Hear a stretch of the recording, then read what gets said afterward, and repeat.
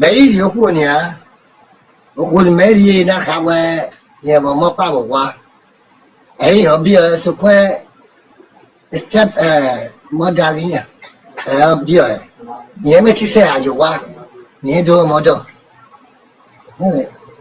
ở đấy mà nãy chăm mấy ở quê mà đi khi đó có chi nhọc ba đi khi đó bỏ qua nhà mấy chiếc xe à nhà qua đồ ở đâu qua đâu đó chỉ nhà này biết cái địa phòng của mình đấy bé nè oppa là cái gì nhưng mà chúng ta với chỉ đi sao với cái nào chúng ta nhưng mà nó sẽ nhưng mà chăm mà mẹ nó được chăm mà mẹ với cái yes sir của yo là cái gì à chú ấy là nó qua mà ấy là nó ông khai thì quê thì dễ bị cái gì nhiều quá rồi là nhà má với nó cái nào chứ khổ quá rồi mà village của tôi hiện nào thì mẹ nào thì cái gì đó qua về với mẹ đấy cái này là bây giờ mẹ nó xoay gì cũ đấy cái gì qua vô quý bà mà thì ra bên nào nhiều mà là khi anh ra pa nhà phía sau bên bên Aziki nhà thì có cái village này thì có cái bên nào qua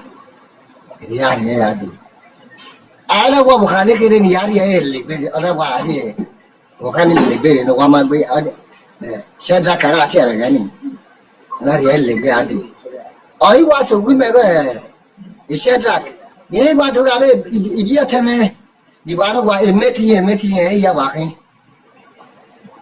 ये ना बात को हुआ ये finish primary school ने बुका है बा वो डॉगी में यही के दोजे वेस्टर्न बॉयज स्कूल या तैयार है वेले अरे मारे वाले स्कूल बा ने ने finish secondary school then that is my play music oh thank you so much अच्छा ना सी ने ना बेटी है Saturday but I really live na na te intro mo be mani guitar odi wa go guitar da kere ai na wa la wesa ye wa ya ba bi sa yo na wa kulele ya ke mo do wa kulele then wa ba be ze ji school na wi gi ye ba ji school ni la ja ana wi ya we mo ya we furniture mana ya ari kere na ma grimati de opposite nè anh em bùi ra rồi đấy nè ở đây giờ mình ăn nhiều cái gì có chơi bán sao cho dia đi quay sao những năm cái gì quay bà quay music kia bảo nó quay lại cái music nó quay lại cái à ý pan về mà bảo bà ta nè ya brush nè apply ono cái bà nè ở fast ý brush ini ono wa get brush ini si wa lele à si wa lele ono wa get cái nào bukhari cái nó cả bọn nê luôn nè quay qua sau mầm bao nhiêu cái này qua lo đi mà thôi cô ta qua kia bu cái là mẹ rồi ba cái lo đi pick up qua lo để cái này qua cô lo cho ba chạy cái này rồi bớt này qua lo để lo để nhà hết ba sao cái bớt xí này số ý nó thôi đi mà cái là ý vậy qua cái là mà chúng nhà quê quê đi qua mà do they are my way I'm going to go natty oh I'm going to that my mom said go natty we pick up pack if you are this year no I'm do la way voila awapa ida do ya we ya ara do me we e boss ni bu e so na do drop wo abeni mani because ni ma ba play palo e was ko e no he open stage be kere the music we play no open mẹ bác mẹ nè bác sĩ đó ấy ba mẹ mua về ai bác sĩ cô đó nhiều qua mình trả lời bác sĩ qua play Baba la mujane when ya check aroba Doris me 20,000 ya can't you aroba we very 10,000 yo west wa drop it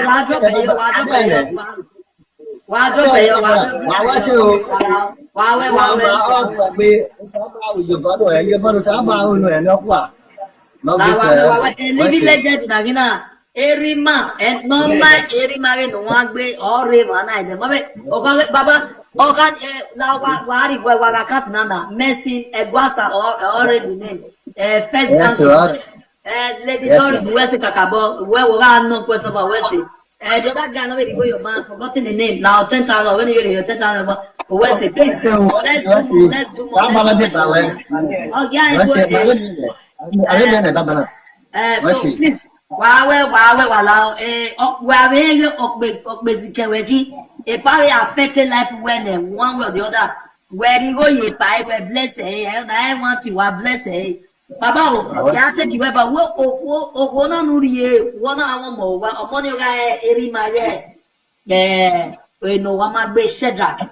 Now, what in your beer is Shedrack here? Nawaka now. Hey, you'll be right. Okay. I will have you because if we buy a rally, then a booking man who could not jump you. Who couldn't forgive her, be Shedrack. I never is a Shedrack that is a Badiagua. Be a Shedrack at the Wabiaki, or Mokimoya Coke. Okimowa Waku, I say, you know, we have met with myself, I don't want to. Yeah, I really agree. I'll say, no Bokima my school. You can't cover the one rune. You know, with forget Mabamo. Oh, Mabamo. Because you know, do I make him now? Namaya let you. Yet, I would make by Moto Mayeri. Moto Mayeri, Gagaba, Moto Gabal Moto, or send Moto Alice to cook Moto Mayeri. Then, if what I want, Babana, Yeva, or you Moto, Babana Lode, Alode, Imaduya Yiku. Then, Anna do ye sell, Louis, Kinabu, Lutavo. Sapler, Worry, Ogara. You could have we see have a Yalaga. Naka, I piano many, if I could hear you down. Yapaya. Then, Gani, Yadu, Bayas, Moge. Maybe I saw me what I'm one. Macqueen Kaganita. And then I saw there where my yesari may one we see one more to whistle. Be 2 weeks. Kadia do. May well said do, I don't know. Yeah, what have we Papa, no, Jamila Rodiga, or Jim Bridgie. That here, what could they? Message Guasa. Water. Then, you know what? Fia, Jamila Road, Mr. Grassi, or if you know what they will do, Kune. Ina akunia ikwasa wale hano ikunia na jagbe ne bibize ina wa chama na jagbe ina woni la ya ikwa vania ina wala ni me akisari igbe we ne boy me apply no wa Shedrack ya tie be gani apply no wa that obi ogbani wa le no ya wa o we ya play open me ya ko ba ma instrument ya Ibani enough for cook on a car, you. No one man be. Said I can't take any. Ye walk any, ya, never way, and I'm away. Ye is a while to Baba, and he would have nearly ya. I would tell my man of my where you bus you back in the Waffle. But I really, I might pay back, I don't want my Baba, yeah, I will feed up. Yes, that will hear me do it. When I do cool. Yeah, we don't buy the calopi by the anesthesia to Matina, Anativa, ya. You know, Yabuga, yare. Yara to Akoyana to Niruna. Ena Cabota, Ena, when you have the friend with the Hana Savona. Why, ya was we call a carbon Niruneta, Mamma. Ena the Cabota face 7. No to officer because in my hour more cow, Maca, because I be a Nigeria more.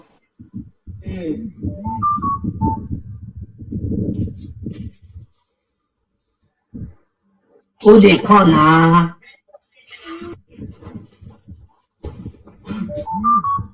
Wow. Yeah, we call again. No, Spanish shit. Okay, give her. Then, if you're laughing.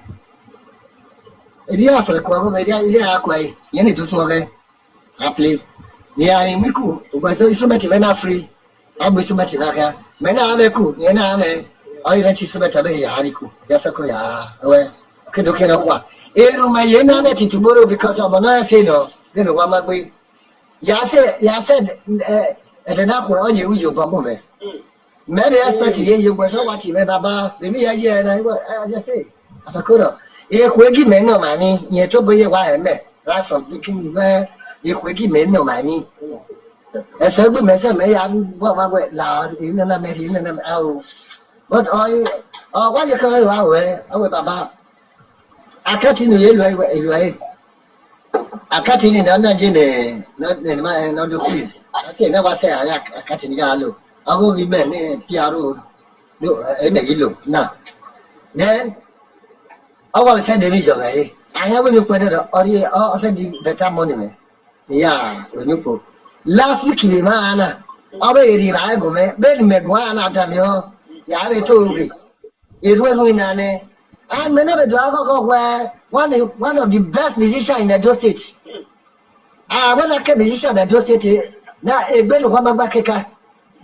I'm a wacky, I came out of by. You know, we're born in the train. Now we met Yamawa, or Echo Hime. We say money, Yaki, no. I can't do me where you never do be a more, no big guitar, Sati, as it can go, Don Spanish, one of the best guitarists in the whole Benin. No good, Don Spanish. Confirm. How many people? Oh, you can't one, Sati, as it can go, and Don Spanish. Mobile, you can't be on. Look, I'm a better time. I would up my music. Yeah, I see what can be. But I'm not a girl, I don't need a mouth, you do a mouth job. Or see 5 or 6 years in a woman back again. Oh, you know, Sati, Don Spanish. The woman will hear when it's your tea. Larry, Mumadi. You don't know. Yeah, play Kagadi. Domosa. Wetin I learn for this Epa Egwasa story when he talk about Nowamagbe, na not be all polygamy just bad. The way people they paint polygamy. Una see as when you want go marry Epa, our legend Nowamagbe sister. The woman thought say he get pikin o, because say you get pikin, and the pikin not be say na pikin o, na his step brother na he be. She can talk say she not go fit leave that her brother go marry because that brother they stay with her that side. That's no Amagbe. So now see how the story take go say despite say na polygamy home na there for come, but no Amagbe sister say he brother no Amagbe must dey okay. Now there if I can't teach no Amagbe music, now can be somebody today now popular number one na be o. Una see the show when with even a music oracle. Epa Akobe here na see the way Epa no Amagbe take duster. Epa no Amagbe na number one when it comes to music. So call the talk say na God go bless the Amagbe sister. She was ready to trade her marriage for her younger brother, even though he was not her mother's son.